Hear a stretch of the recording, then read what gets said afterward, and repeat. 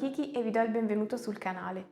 Nel video di oggi vedremo come dipingere in modo molto semplice un'armatura cromata sci-fi su una miniatura poco più grande di 32 mm. È una miniatura di Loot Studio che ho stampato in resina per il progetto della taverna di cui vi ho parlato in un precedente video e che ho dipinto in live su Twitch tempo fa. In questo video ho raccolto e riassunto le immagini in modo da spiegare il processo che ho utilizzato per dipingerla. Spero che comunque vi possa essere utile nonostante non sia magari dettagliato e completo come i video soliti del canale. Detto questo, non perdiamo altro tempo e cominciamo subito.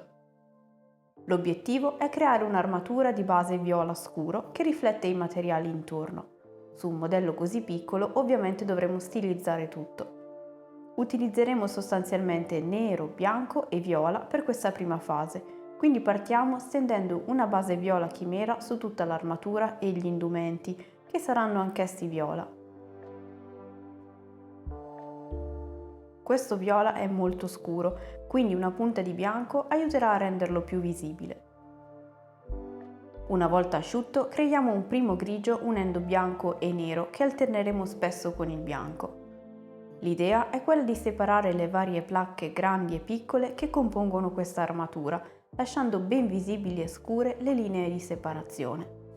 Nella parte bassa o nascosta di ogni sezione inserire grigio scuro, mentre in quella alta e ben in vista, così come nei sottili profili, il bianco. La cosa più importante è lasciare sempre una sezione intermedia scura che separa visivamente il grigio dal bianco.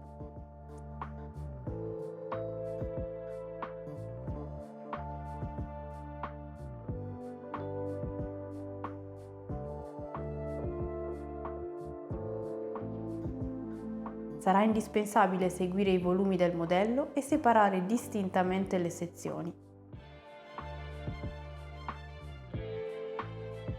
Per la gamba frontale, dato che prende molta luce e si tratta di un cilindro, inseriamo le luci più forti al centro in un'unica linea immaginaria e a queste accostiamo altre più piccole. Anche in questa situazione, fare un primo sketch delle luci permette di capire se si sta lavorando correttamente.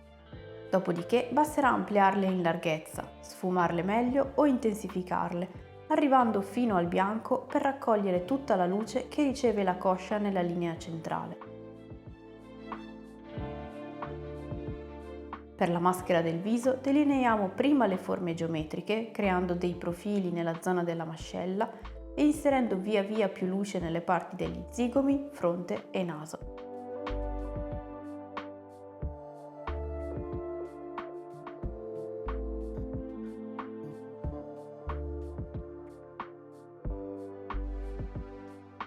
Creando un gradiente scuro in alto e più chiaro in basso, nella seconda metà del viso, creiamo otticamente l'effetto di inclinazione e rientranza. Facciamo adesso un piccolissimo salto in avanti nel quale ho creato il colore di base per le rocce a terra. Adesso lo schieriamo con arancioni sempre più chiari e vivaci che si avvicinano al giallo, colore complementare del viola. È importante fare adesso questo passaggio per riuscire a creare riflessi coerenti nella parte bassa delle gambe, che si coloreranno di arancione.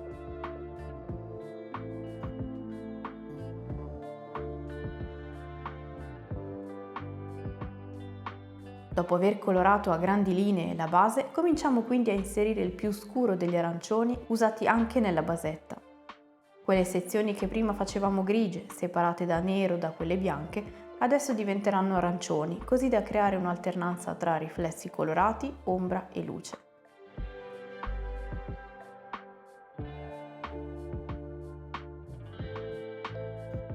Li inseriamo in tutte le sezioni rivolte verso il basso o molto vicine alla base.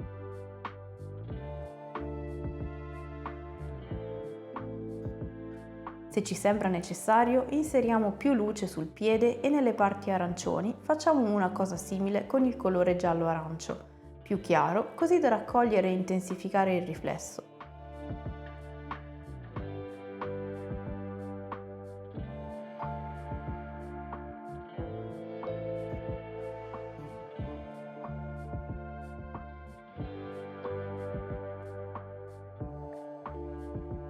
Anche sul retro della gamba esposta, che è rivolto verso l'alto, procediamo come davanti, senza esagerare con l'ampiezza delle luci.